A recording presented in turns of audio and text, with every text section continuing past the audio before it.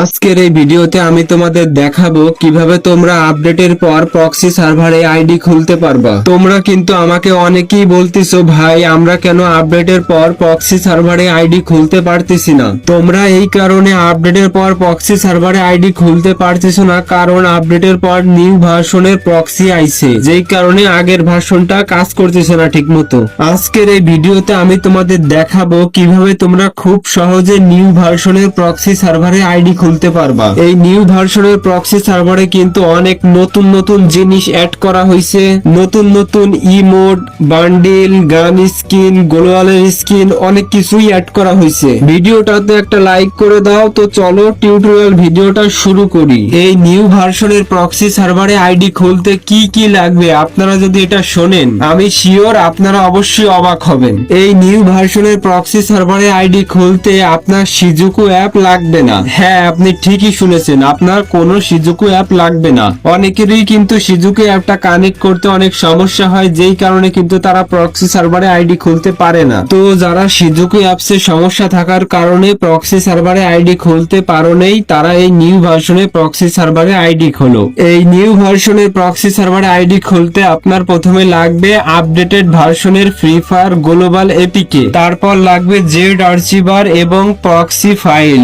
কোনো প্রক্সি অ্যাপের দরকার নেই। তো চলো তোমাদের দেখাই দিই তোমরা কোথা থেকে আপডেটেড ভার্সনের গ্লোবাল এপিকে এবং প্রক্সি ফাইলটা ডাউনলোড করবা। প্রথমে তোমরা গুগলে গিয়ে সার্চ করবা tom.ff20.top। এটা লিখে সার্চ করার সঙ্গে সঙ্গে তোমাদের আমার ওয়েবসাইটে নিয়ে যাবে। আমার ওয়েবসাইটে যাওয়ার পর লেখা দেখবা কি ডাউনলোড এফএ প্রক্সি সার্ভার, ওখানে একটা চাপ দিয়ে ওর ভিতরে ঢুকবা। ওর ভিতরে ঢোকার পর লেখা দেখতে পাবা ডাউনলোড এফএ প্রক্সি এবং ডাউনলোড গ্লোবাল এফএ প্রক্সি। তোমরা ওই দুটা প্রথমে ডাউনলোড করবা। ওই লেখার উপর চাপ দিয়ে তোমরা প্রথমে ওই দুইটা ডাউনলোড করে নিবা। ডাউনলোড করা হয়ে গেলে তোমরা প্রথমে এখানে এসে করবা কি ফ্রি ফায়ার এপিকে, ওখানে চাপ দিয়ে ফ্রি ফায়ার গ্লোবাল ভার্সনটা ইনস্টল করে নিবা। তো এফএফ গ্লোবালটা ইনস্টল হয়ে গেলে তোমরা এখানে এসে আবার করবা কি এফএফ প্রক্সি জিপ, ওখানে একটা চাপ দিবা। ওখানে চাপ দেওয়ার পর দেখবা কি তোমাকে তোমার ফোনের ফাইল ম্যানেজারে নিয়ে যাবে।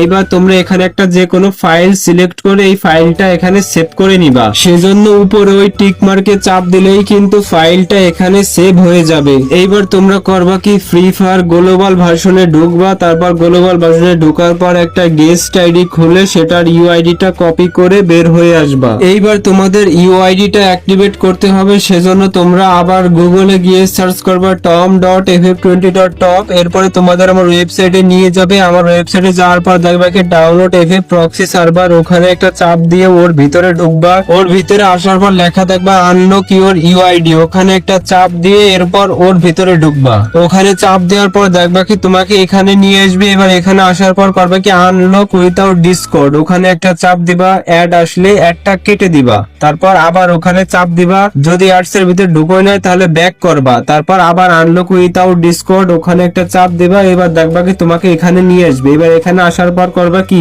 গেম থেকে নিয়ে আসা ইউআইডিটা ওখানে পেস্ট করে দিবা। অ্যাড আসলে অ্যাডটা কেটে দিবা। তারপর কন্টিনিউ উইথাউট ডিসকর্ড, ওখানে চাপ দিবা। এবার দেখবা কি তোমাকে এখানে নিয়ে আসবে। এবার এখানে আসার পর করবা কি ওই নেক্সট এ চাপ দিবা। তারপর অ্যাডস এর ভিতরে ঢুকোয় নিলে ব্যাক বাটনে চাপ দিয়ে ব্যাক চলে আসবা। তারপর আবার 2-3 সেকেন্ড ওয়েট করার পর আবার নেক্সট এ চাপ দিবা। এইভাবে তোমাকে 100% করতে হবে। 100% হওয়ার পর দেখবা কি কংগ্রাচুলেশন লেখা উঠছে। তো কংগ্রাচুলেশন লেখা উঠলে তোমার কাম এখানে শেষ।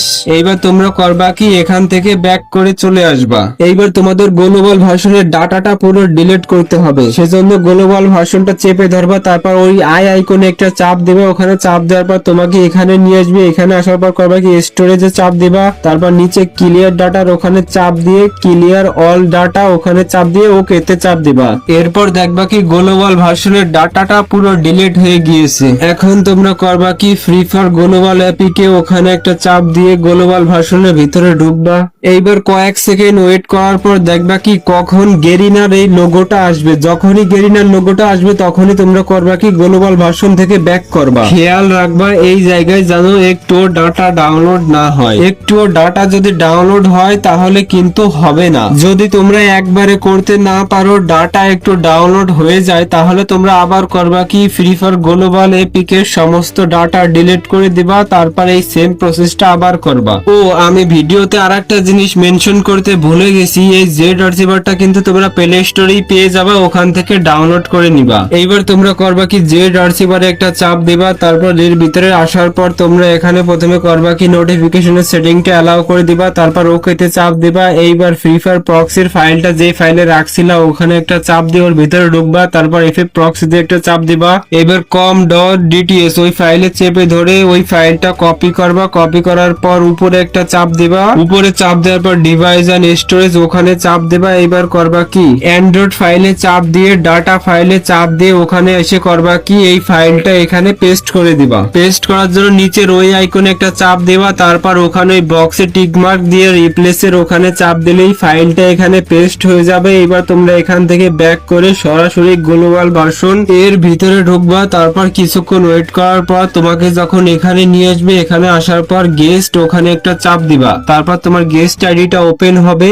ওপেন হওয়ার পর কিছুক্ষণ ওয়েট করার পর দেখবা কি তোমার গেমে ঢুকাই নিবে। এবার গেমে ঢোকার পর আপনারা দেখতে পারছেন আমি আপডেটের পর সাকসেসফুলি প্রক্সি সার্ভারে আইডি খুলে ফেলছি। তো এইভাবে কিন্তু আপনারা সিজুকু অ্যাপ ছাড়া খুব সহজে প্রক্সি সার্ভারে আইডি খুলতে পারবেন। ভাই ভিডিওটাতে কিন্তু অবশ্যই একটা লাইক করে যাবা, ভিডিওটা বানাতে কিন্তু অনেক মেহনত লাগছে, তোমরা বলছিলা তাই তোমাদের দেখাই দিলাম কিভাবে তোমরা আপডেটের পর প্রক্সি সার্ভারে আইডি খুলবা। এবার তোমরা আইডি খুলে নাও। যদি তোমাদের প্রক্সি সার্ভারে আইডি খুলতে কোনো সমস্যা হয় তাহলে কমেন্টে বইলো। তো সবাই ভালো থাকবেন, সুস্থ থাকবেন, আল্লাহ হাফেজ, দেখা হবে পরবর্তী কোনো ভিডিওতে।